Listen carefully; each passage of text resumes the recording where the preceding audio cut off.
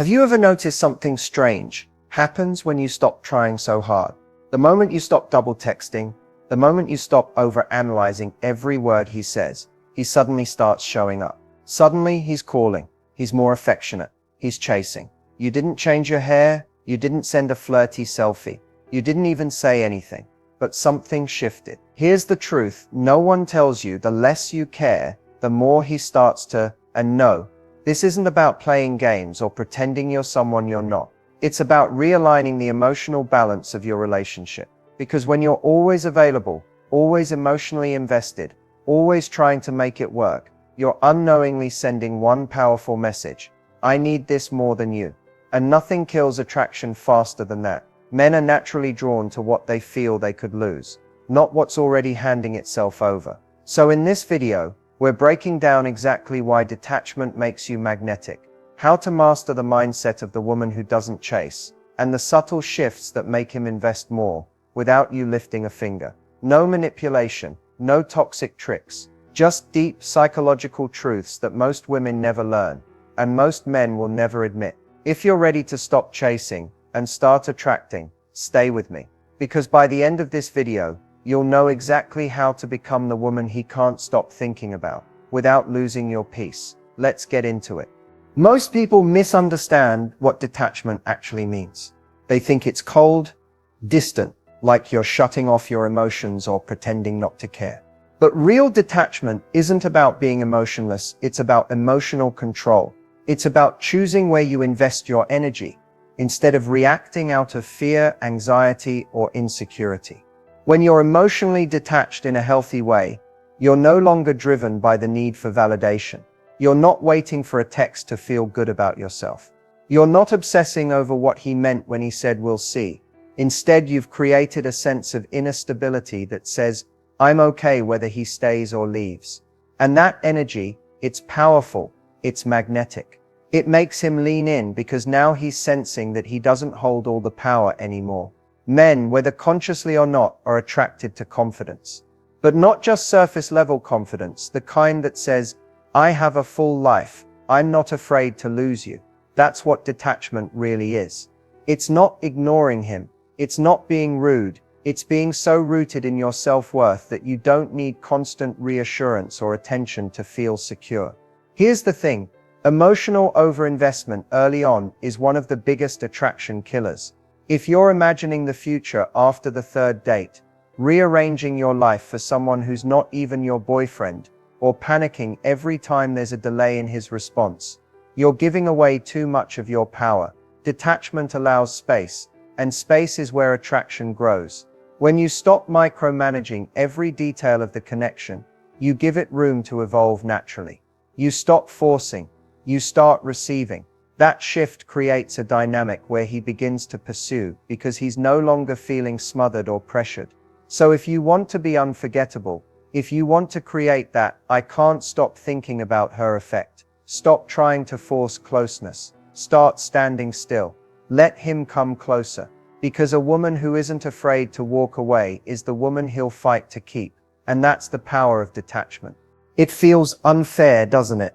You give more, you show how much you care, you're consistent, loyal, emotionally available, everything love is supposed to be built on. And somehow, it backfires.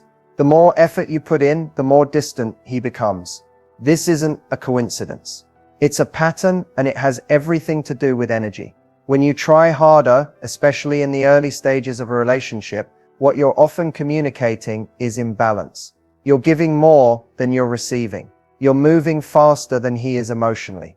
And while your intention may be pure, to connect, to show love, to make things work, the effect is the opposite.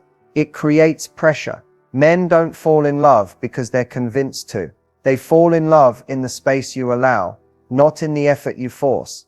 So when you start doing the emotional heavy lifting, initiating all the conversations, planning all the meetups, constantly checking in, it can feel suffocating, even if it's coming from a good place. Here's what most women don't realize. When you try harder, you're not just expressing interest. You're often trying to secure an outcome. You're trying to avoid rejection, avoid uncertainty, avoid the unknown. But in doing that, you start chasing. And when you chase, It changes the entire dynamic. He no longer feels like he's choosing you freely. He feels like he's being pulled towards something he's not sure he's ready for. And that's when he pulls away, not because you're not enough, but because the natural rhythm of connection has been disrupted.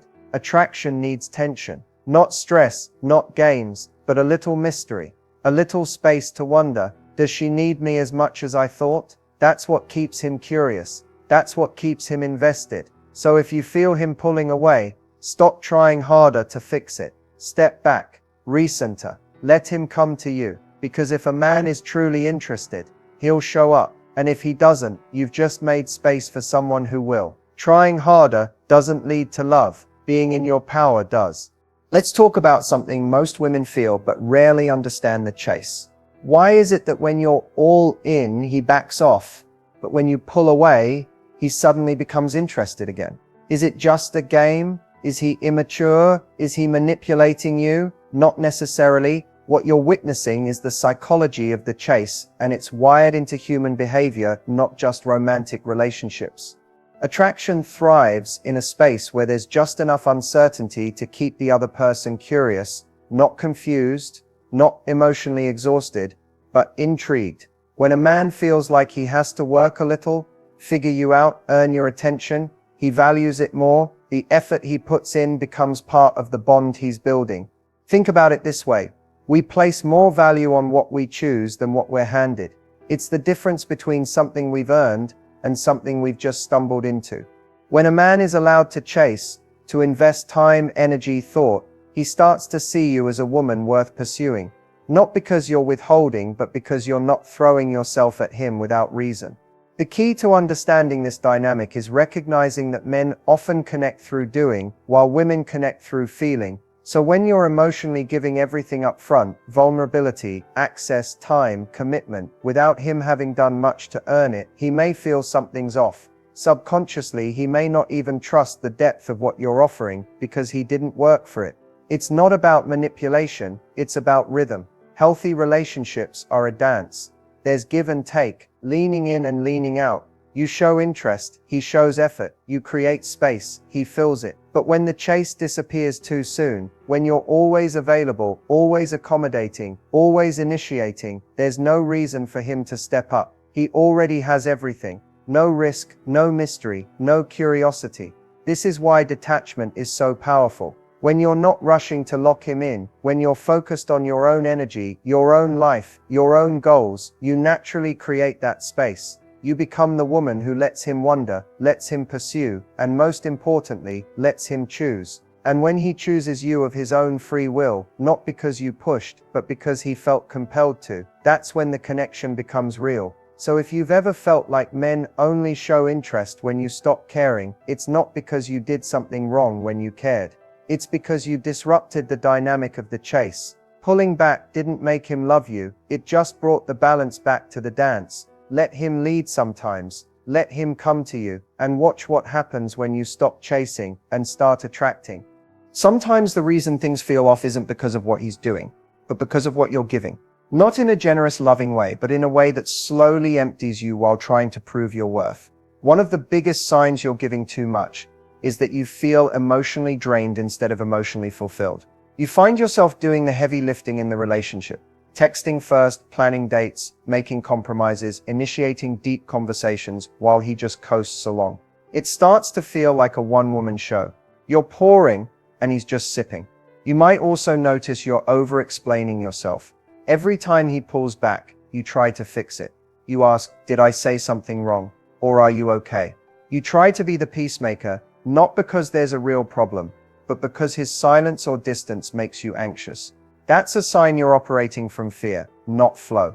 Another red flag, you constantly justify his lack of effort. You make excuses like he's just busy, or he's not good at texting, or maybe he's scared of how strong his feelings are.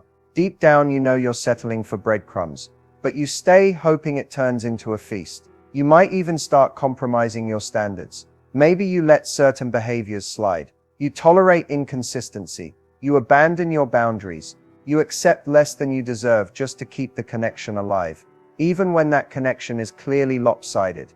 And here's a subtle one. Your self-worth starts to feel tied to his responses. A good morning text makes your day. No reply ruins your mood. You're riding emotional highs and lows that depend entirely on his attention. That's not love. That's emotional dependency. What all of these signs have in common is simple. You're giving too much without receiving enough. You're investing out of insecurity, not alignment. Out of fear of losing him, not genuine connection. Giving too much often comes from a place of overcompensation. You're trying to earn love, prove you're enough, or prevent abandonment. But the truth is, love that's real doesn't need to be earned through overgiving. It flows naturally, in balance. If you're doing all the work, carrying all the emotional weight, or constantly questioning your worth based on his level of interest, it's time to pause, step back, reclaim your energy. You don't need to chase love, convince someone to care, or exhaust yourself trying to be chosen. You are enough as you are. The right man will meet you where you are, not where you've had to shrink or stretch yourself to be. Emotional overinvestment doesn't happen all at once. It creeps in quietly. A little overthinking here, a little self-sacrifice there. At first, it feels like effort, like love. But slowly, you lose yourself in the process of trying to hold on to someone who may not even be holding on to you. The first step to stop overinvesting is to recognize where it starts: your thoughts. If you catch yourself obsessively replaying texts, overanalyzing his tone, wondering what he's thinking or feeling all the time, you're already giving too much mental energy. The more space someone takes up in your mind, especially without reciprocation, the more power they hold over your emotions. The solution? Bring the focus back to you. Instead of asking, "What does he want?" start asking, "What do I want? What makes me feel grounded? Where am I abandoning myself?" This simple shift in focus recenters your emotional energy and puts you back in control. Second, observe your behavior. Are you always the one reaching out? Do you adjust your schedule to fit his, even when it inconveniences you? Do you silence your needs to avoid being too much? These are all forms of emotional overinvestment, and they slowly erode your sense of self-worth. Start setting small, internal boundaries. For example, I won't double text.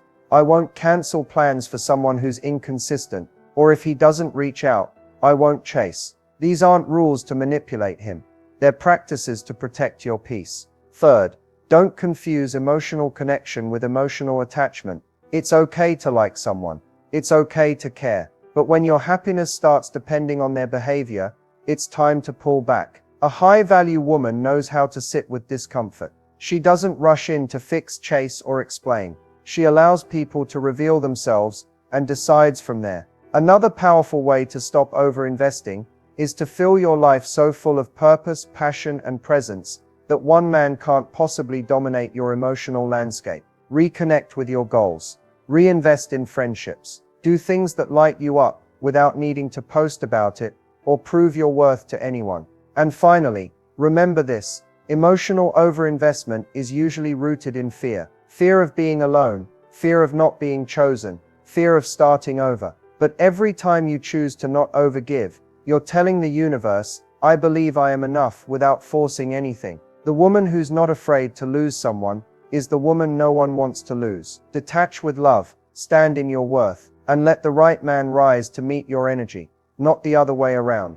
There's a quiet power to a high-value woman, and it has nothing to do with looks, money, or playing hard to get. It's something you feel when she walks into a room. It's in how she moves, how she speaks, and most importantly, how she chooses. She doesn't chase love, she attracts it by being deeply rooted in who she is. What sets her apart is not that she never feels insecure or never gets attached. It's that she knows how to regulate her emotions without abandoning herself. She doesn't need a man to validate her worth, because she validates herself first. High-value women don't over-explain. They don't try to convince someone to stay. They don't perform or overextend just to be liked. Why? Because they know that true connection can't be forced, and they're not afraid to lose what isn't aligned. She doesn't beg for attention. She sets standards. If someone shows inconsistency, she doesn't spiral. She observes. She protects her energy. She doesn't chase clarity. She lets behavior speak for itself. And if it doesn't meet her level,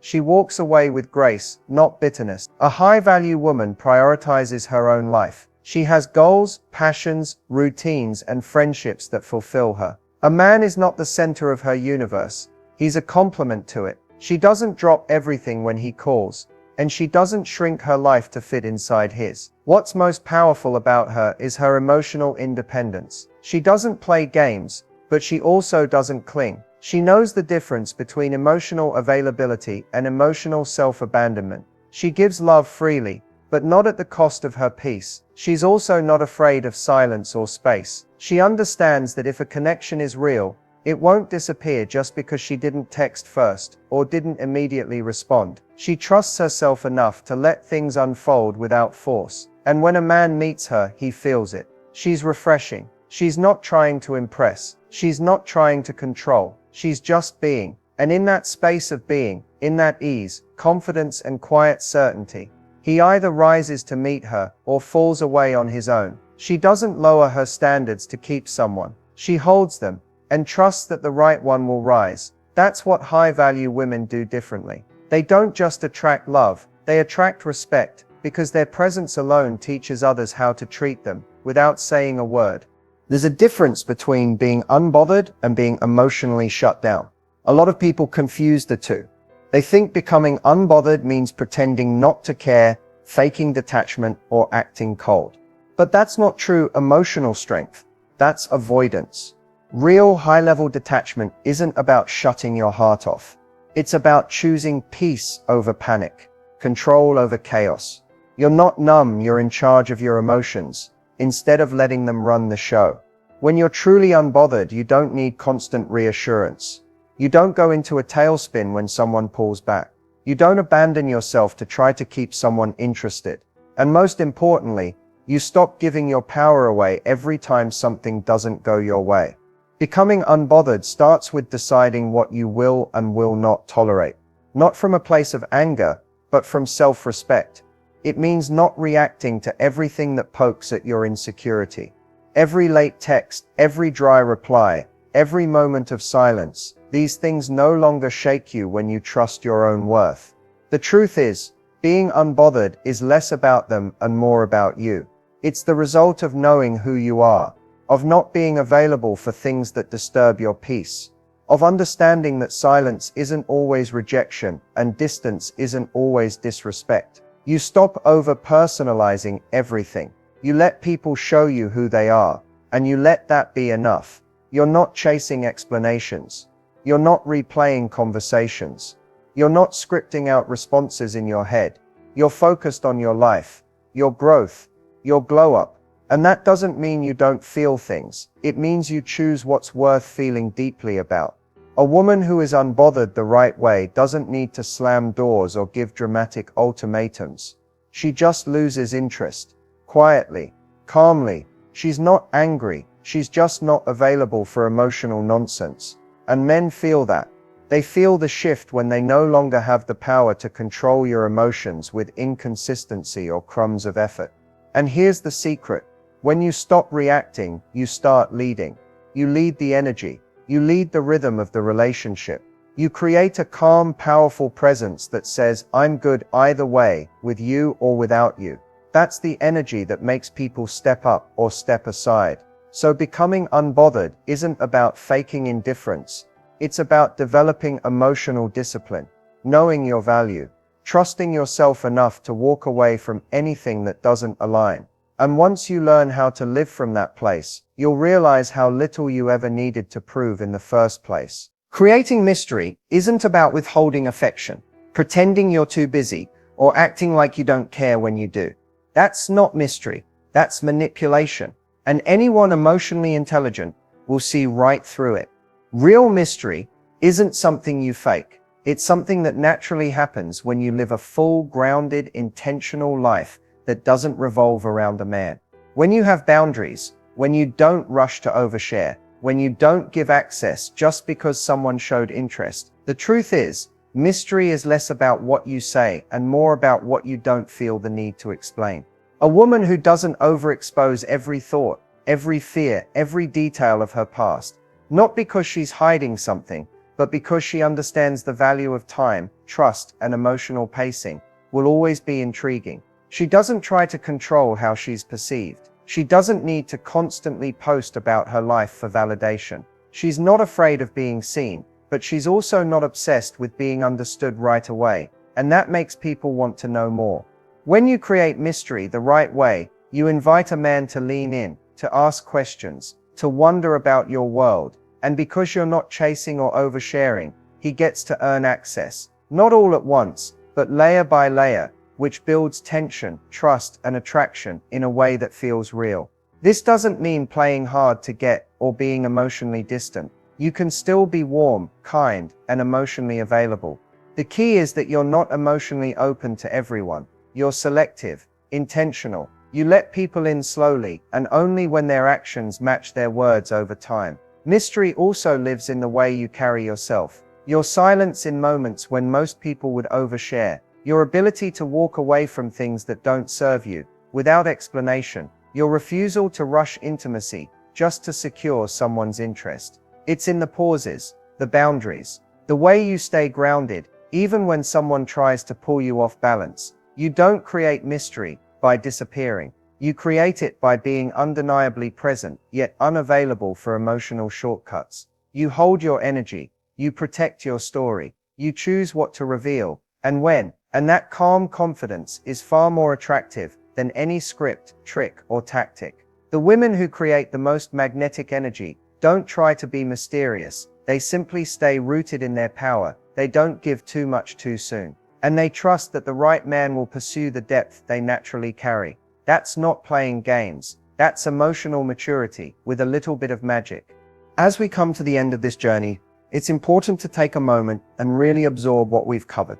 The idea that the less you care, the more he loves you isn't about playing games or shutting your heart down. It's about reclaiming your emotional power and learning how to love yourself first, so that you can create the kind of relationship that feels balanced, fulfilling, and truly magnetic. When you stop chasing, stop overinvesting, and stop trying to control how someone feels or acts, you open up a completely different energy. You become someone who commands respect, not by force, but by presence. By standing firm in your worth, your boundaries, and your peace. Remember, attraction doesn't come from desperation or neediness. It comes from confidence and calm, from knowing your value so well that you don't have to beg for attention or approval. When you embody that energy, you naturally draw in the right kind of love, the kind that matches your vibe and honors your standards. This doesn't mean you won't feel vulnerable or scared sometimes. We all do, but it means you don't let those feelings control you. You learn to feel deeply and stay grounded, to care deeply and maintain your sense of self. One of the biggest takeaways is that relationships aren't about losing yourself to gain someone else. They're about two whole people choosing each other freely, without pressure or games. When you hold space for that, you're inviting connection that's real, lasting, and mutual. You've also learned the power of emotional boundaries. Saying no to what doesn't serve you isn't selfish, it's essential. It protects your energy and keeps you open to receiving what you truly deserve. The right person won't make you question your value or scramble for attention. They'll meet you where you are.